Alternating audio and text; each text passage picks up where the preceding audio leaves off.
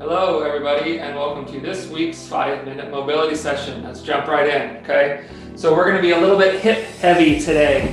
What I mean by that is just we're going to have a majority of these exercises and drills are going to be designed to help improve mobility and strength of your hips, okay? So let's start off with what is called a seated hip internal rotation. So I'm going to have you sit on your chair, up nice and tall. I like to scoot forward a little bit just so my feet have some room to move, okay? And what we're going to be doing is we're going to work in the hip flexors right in here, kind of right at the pocket of your pants or shorts or whatever you got on, pajama pants, whatever it is, right? Okay, sitting up nice and tall. I like to hold on to the chair for stability. And what we're going to do here is we're going to lift one leg about an inch or two, not very far up. We're not looking for this. Just a brief little lift, okay? Short little lift. And then what I'm going to do is I'm going to bring this foot out to the side like this, okay? So we're not moving here, all right? This thigh from knee to my hip is staying pretty fixed. It's just rotating. So I'm rotating on that kneecap and in the hip a little bit. Coming here, okay? Kicking that foot out to the side and then back under control, all right? Really want to keep this knee fixed. Make sure it's not drifting side to side. It's just rotating. You may experience some cramping in here. It's super common, okay? These muscles aren't muscles that get worked very often because of how often we sit and how little we do this kind of movement, right? So if you get some cramping, straighten it out, give it a little rub out, okay, and get back to it. It'll get better as you do it some more. It's just freaking out a little bit, okay? So we're just up a little bit, small rotation out the side and back under control. Really feeling a strong contraction right around the pocket of your shorts, okay? It's 8 on one leg and then 8 on the other. Go ahead and pause and do those now. So next thing we're going to do are called hip arcs, okay? So I'm going to have you hold onto a chair or wall, something like that, okay, something for just a little bit of stability. And what we're doing here is we're going to move our hip through a real big range of motion, really trying to move through our maximal range of motion with the hip. So I like to have my hand on my stomach, abs braced just so I'm nice and stable, okay, holding on to something. And what I'm going to do here, I'm going to use my outside leg. I'm going to come up as high as I can, okay? Really think pulling from the hip flexors, high as I can. And then I'm going to arc out and around as far back as I can without letting my body rotate. I'm going to stay squared up, okay? Without letting my body rotate, and then down to the ground, keeping that hip in the same spot. And then I'm going to lift up and back around and down. Really exploring my range of motion, trying to get as high as I can, as far back as I can, really exploring that hip capsule, okay? So like I said, we want to make sure we aren't doing a bunch of twisting and rotating here, okay? It does not matter how high you can go. So if you're here and that's what you got, great, do it. You'll explore, you'll move into greater ranges of motion. The more you do this, you are where you are, start where you are. Okay, we move forward from here.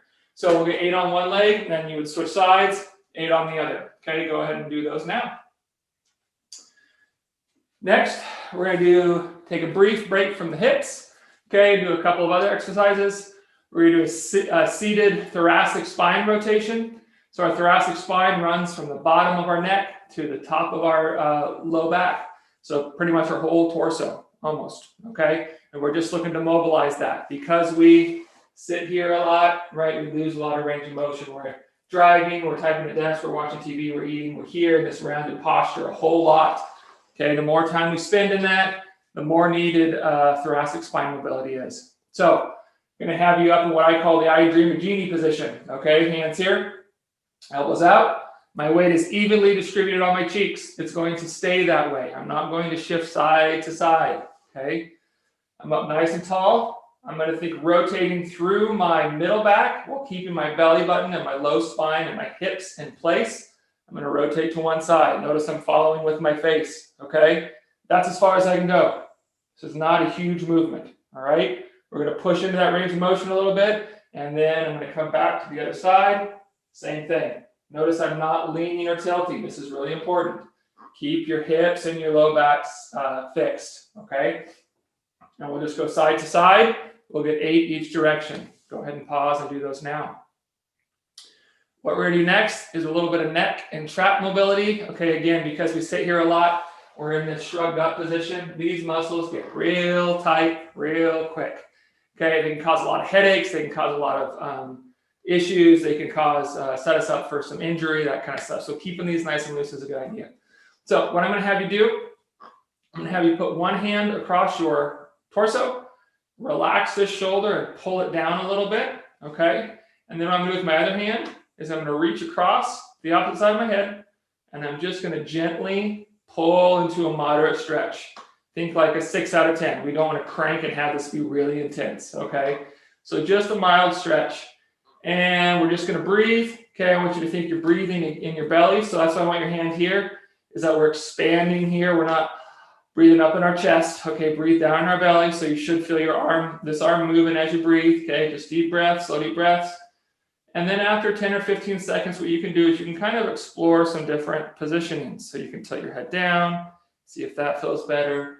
Look up towards the ceiling, see if that feels better. You can even kind of move through that range of motion. Just kind of play a little bit as you got that stretch going.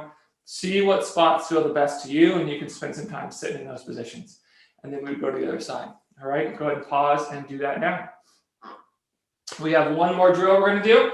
And this is, again, going to be for the hips. So I'm going to be behind my chair.